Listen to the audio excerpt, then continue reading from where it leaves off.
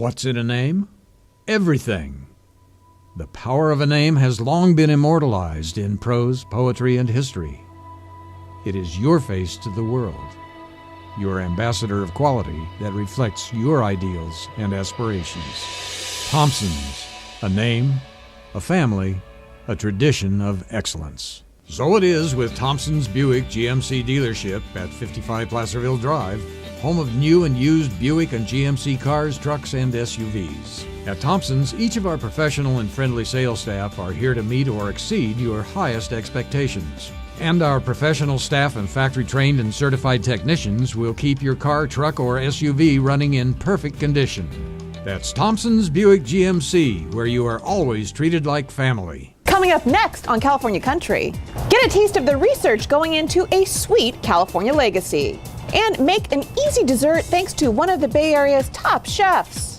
And whether they're sliced or diced, see why California onions are at the root of so many recipes. Then great food delivered to your doorstep, see why so many people are taking advantage of community-supported agriculture. It's all ahead, and it starts now.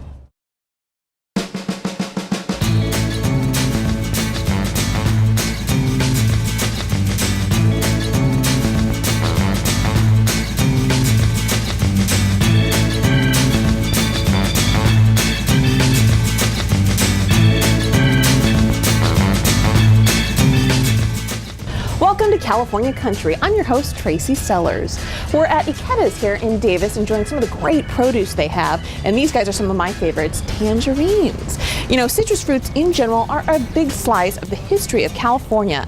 And researchers are working hard to ensure they're part of the future as well.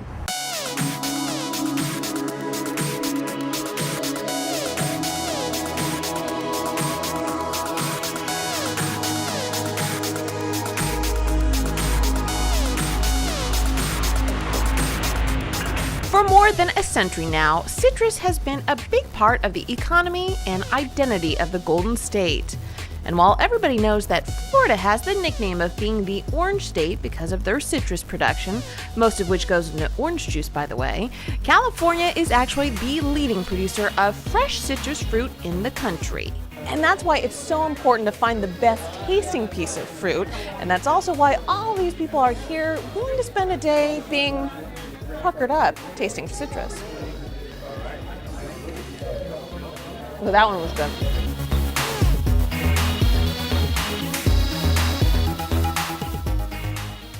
Being puckered up is expected and even encouraged at the Lynn Cove Research and Extension Center near Visalia. Operated by the University of California system, there are 200 acres here that represent the more than 200,000 acres of citrus trees planted in California. Here they're able to identify and evaluate everything from pests and diseases affecting the citrus industry, to the effects of weather on the trees, to how much fruit a tree will produce, to soil quality, and so much more. I see us as being something that's needed, especially even just with the water situation here in California. That's really important to us. We do some water deficit type research. We need new varieties that can withstand diseases. People want seedless varieties. That's a big thing right now. This collection and the research that goes with it are vital to the health and well-being of California citrus. Not only keeping groves healthy and keeping supermarkets well stocked, but identifying new and exciting fruit that shoppers will hopefully love. Which brings us back to this day. Once a year, they open their doors at the center and let folks come in to taste the fruits of their labor. Today, this place is Citrus Central in California.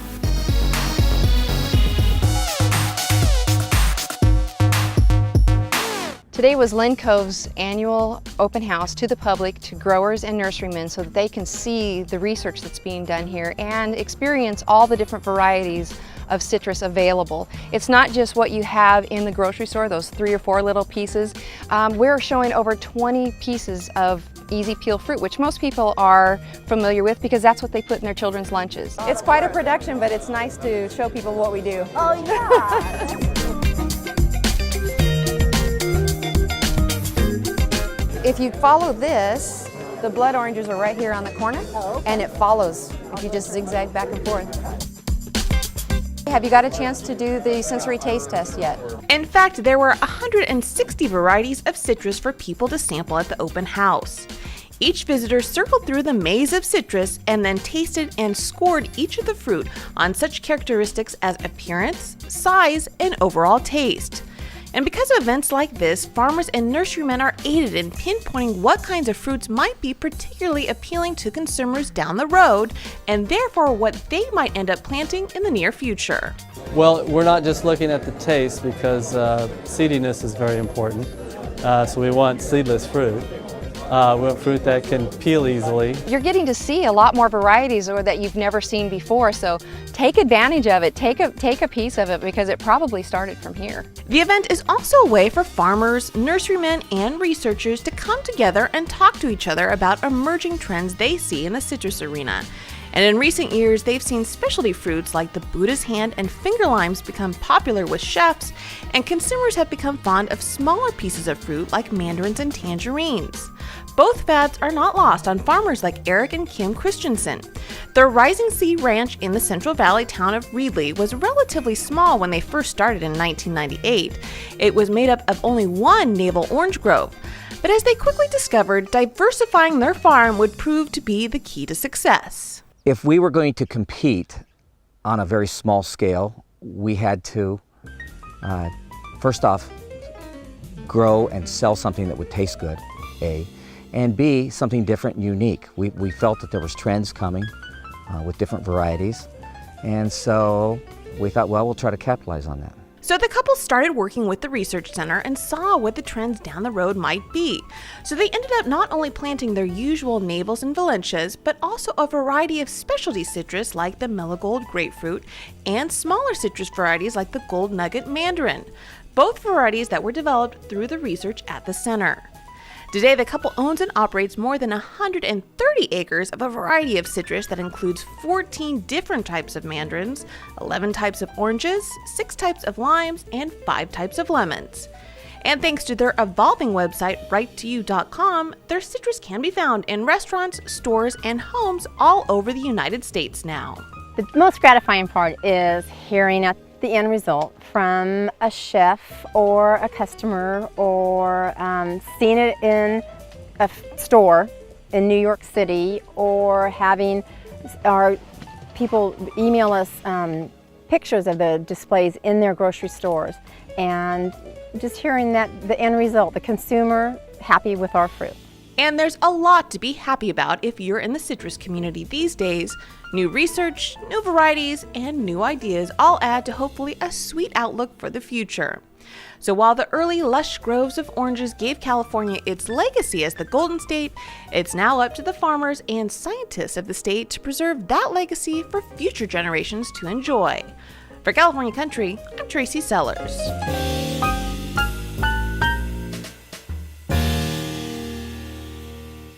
So now that we've learned all about citrus, the next question is, what do we do with it? Well, coming up after the break, one of our all-time favorite chefs and great friends, Emily Lucchetti, has a great idea for you. That's next.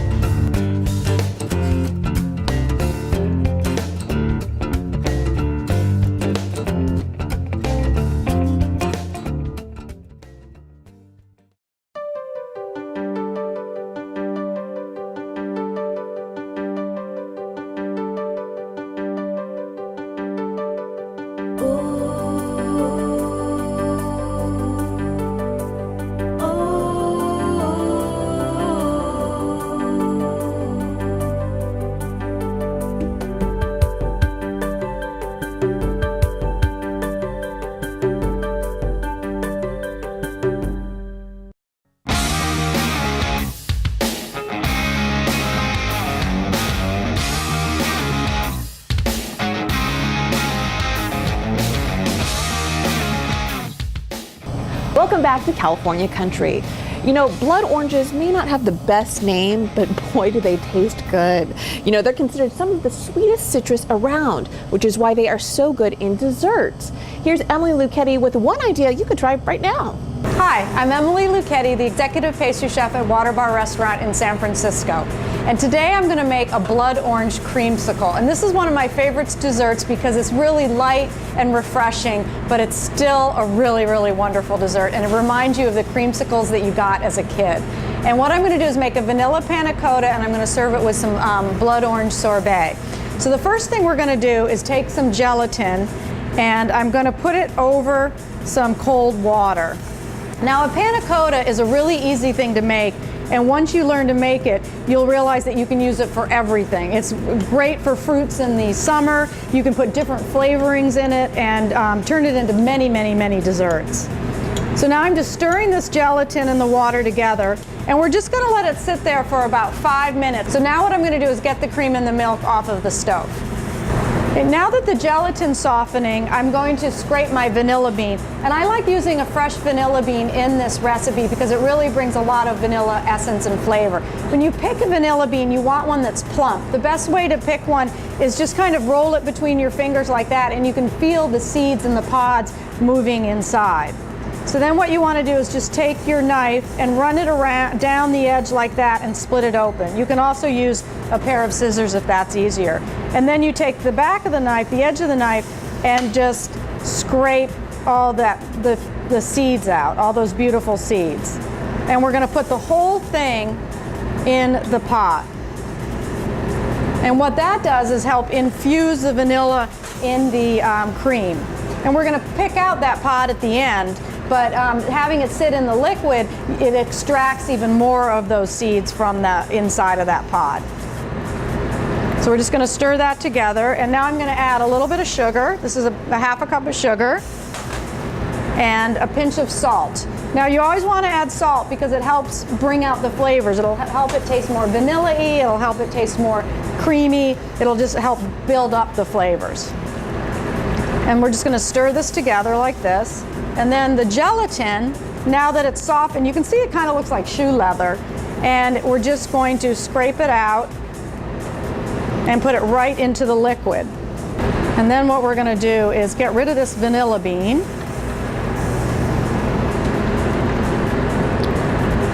And then I have my ramekins all set. And you want to do this in individual portions. And we're just going to pour it into the molds.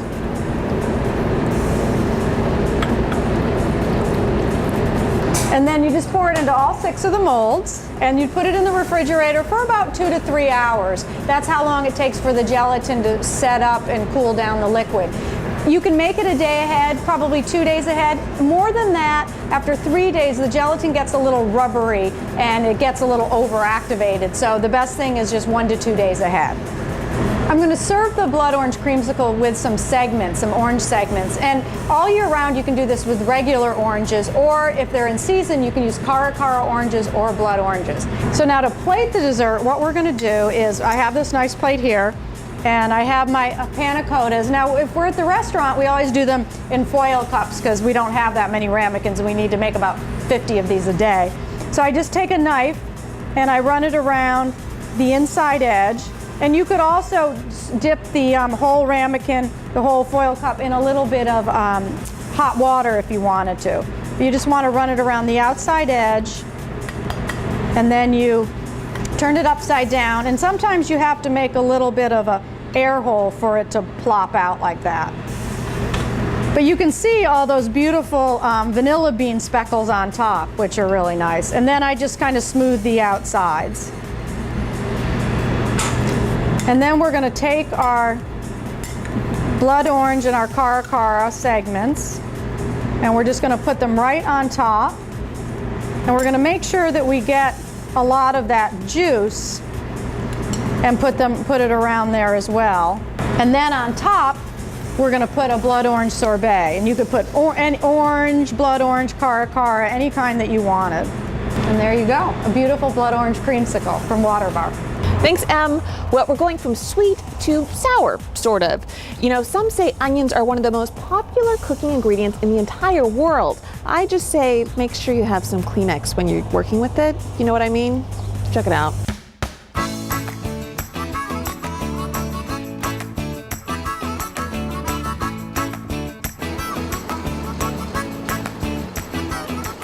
They're used in just about every cuisine imaginable, from a Mexican fiesta to an Asian stir-fry to the all-American barbecue. They bring smiles to everyone who eats them and tears to everyone who prepares them. They're onions. And here in the Salinas Valley are where many of them are getting their start. Think growing onions is easy? Well, think again. Get ready to peel back the many, many layers in the life of an onion.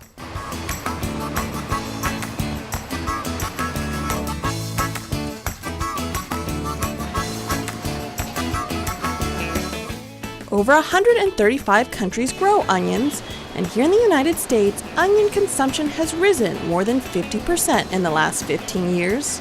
Whether you like your onions fresh, frozen, canned, pickled, or in dehydrated forms, this is where the first layer in the life of an onion starts, at the Gill's Onion Farm in the fertile fields of Salinas. We grow roughly 1,500 acres of onions in the Salinas Valley for a storage program for Gill's Onions.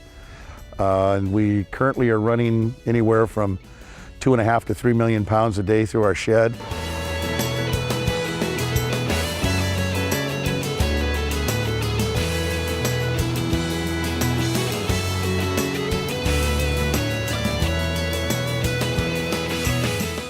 But the rounder the onion is and the firmer it is, the better quality product you're going to get. You can be assured of a good onion if you look for those things. Color of skin, the amount of skin, the roundness, the firmness, the height of the onion, that's what you're looking for. From the fields, they are harvested, graded, and sorted. Some are put into cold storage, and some continue their life cycle to their processing facility more than 250 miles away in sunny Southern California.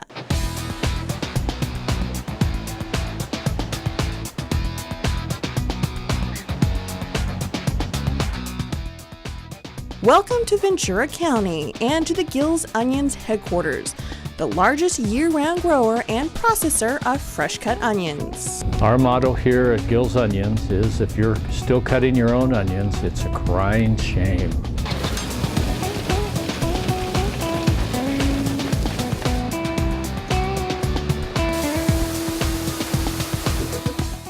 Well, Gill's Onions started in about 1983, I think it was. It's almost 25 years ago, and started peeling onions for our first customer, La Victoria, and we started with growing peppers for La Victoria, and they wanted to go from dehydrated onions to fresh cut onions. But being the nation's largest producer of fresh, whole, peeled, diced, and pureed onions, and doing it all under one roof, does have a slight downside.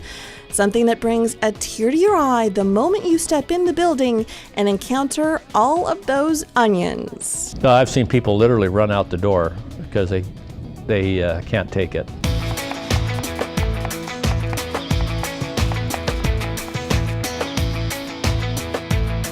Tears and all, this is how many of us enjoy the last layer in the life of an onion, at the dinner table. Believe it or not, the average American eats about 18 pounds of onions a year. And at Basil's by the Lake, located at the Radisson Hotel in Sacramento, the possibilities are endless for one of our favorite vegetables. From sauces to soups to marinades, Chef Scott LaCrosse has become a big fan of them over the years, and for good reason.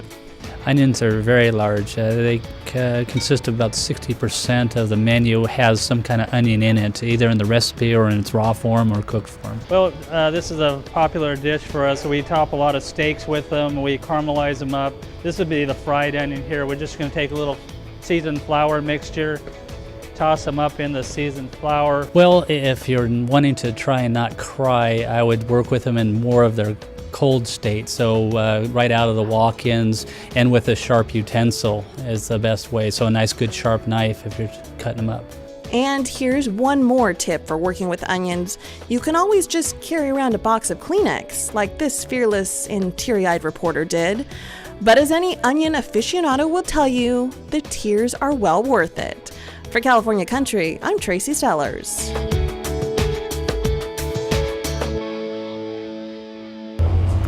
So just to expand on what Chef Scott was saying, you want to chill the onions at least 30 minutes before you start working with them, and that will help cut down on the tears, hopefully.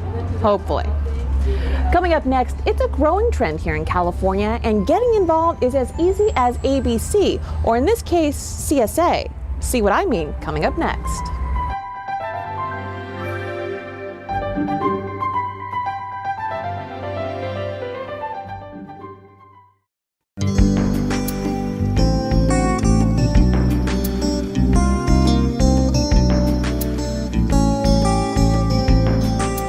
It's one thing to buy things in boxes and packages and just have it show up. It's another thing to actually know where that is produced and where it's come from and how it's produced. I think it even goes further when you have some kind of personal connection to it.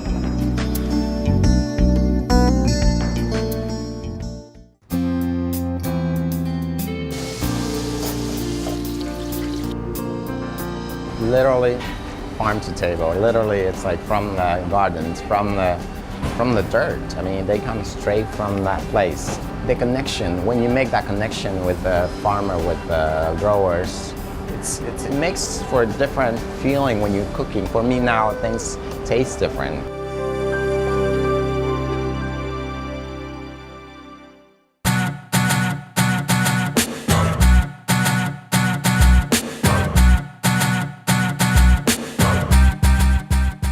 Welcome back to California Country. You know, as more and more people want to know where their food really comes from, community-supported agriculture programs, or CSAs, are becoming more and more popular. Charlotte Fedibe has the story of one program in Northern California.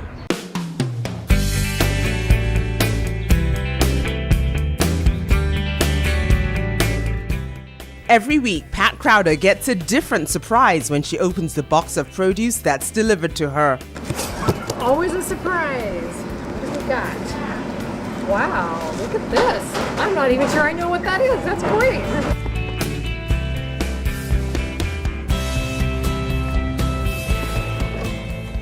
All this produce is fresh, organic, and locally grown. This week's box contains melon, squash, carrots, corn on the cob, and more. Crowder, who's head of nutrition services at Mercy Hospital in Woodland, says her staff use just about everything almost immediately. You could say it's just what the doctor ordered. Probably about two years ago, we made the decision that we wanted to try to start offering some organic produce. Just because we can see the value in promoting healthy eating. So I went online trying to find somebody local that I could purchase occasionally from, and I found Farm Fresh to You. And so we started down the road with, okay, we'll sign up for a big box every week and see what we get. She's one of about 3,400 customers who receive a special hand-packed box of fresh produce every week from a farm in the Capay Valley. It's called Community Supported Agriculture, and it gets a big thumbs up from farmers like Thaddeus Barsotti and his family. And you can see this is the first one we've probably harvested, and if you look at the rest of the plant, it's got a lot of fruit on it. He and his partner Moira and his 3 brothers run Farm Fresh to You, a produce delivery service in Northern California. It's run from the family farm, Capay Organic, which was started by his parents in the 1970s in the Capay Valley. Back then, Kathleen Barsotti and her husband Martin had the then revolutionary idea of growing food on a farm using natural pest control methods. Obviously, you know, my parents and the other people involved in that movement were cutting edge, and they really led the public into the organic foods movement. His mom died a few years ago, and he and his 3 brothers helped the farm expand to more than 240 acres. They regularly harvest squash, peppers, eggplants, okra, tomatoes, and more. I believe that this model is the future. You know, it's an alternative distribution system. So this is our eggplant selection. And actually, you wouldn't know it, but there's like 10 other varieties of eggplant you can grow. There's white ones, there's green ones, there's little ones, there's ones that look like this color, but this shape. So these are heirloom variety. This is an heirloom variety. It's called a purple Cherokee. And if you look here, this is what the color that they're gonna end up being. You know, part of the neat thing about our service is that customers are getting things that they wouldn't eat otherwise. They're also getting things that they couldn't find in the store otherwise. Community-supported agriculture started in Europe and Japan back in the 60s, and it's slowly catching on here in the United States. In fact, there are about 1,000 CSA farmers in America. Supporters say it helps to put the farmer's face on food. Pat Crowder says community-supported agriculture is also a way for her to try new produce without taking too much of a risk. Some things they don't even have in the store. Like, I have never seen this kind of squash in the store. Unlike many CSAs, Farm Fresh to You allows customers to pick and choose what produce they do or don't want when they order on their website. You know, this is how we're able to keep such a diverse selection of produce so local, but also give the customer what they want, and they're not getting things they don't want. He admits it's hard work, practically 24/7, but he says success is sweet. And he thinks his mom, who passed away in July 2000, would be proud of his decision to help keep the family business running while staying true to its organic roots. I mean, if we told her, hey mom, we're delivering 7,000 boxes a week, she'd probably fall over. In the Cape Valley, Charlotte Fidipi for California Country TV.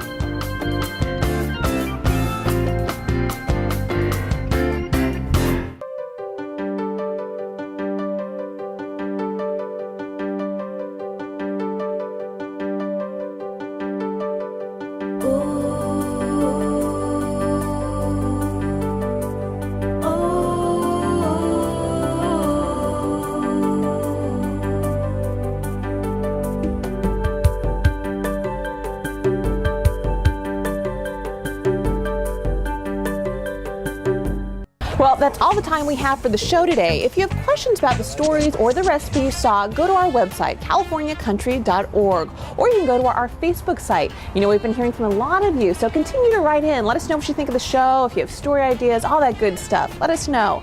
I'm going to continue shopping, and we will see you again next week on California Country.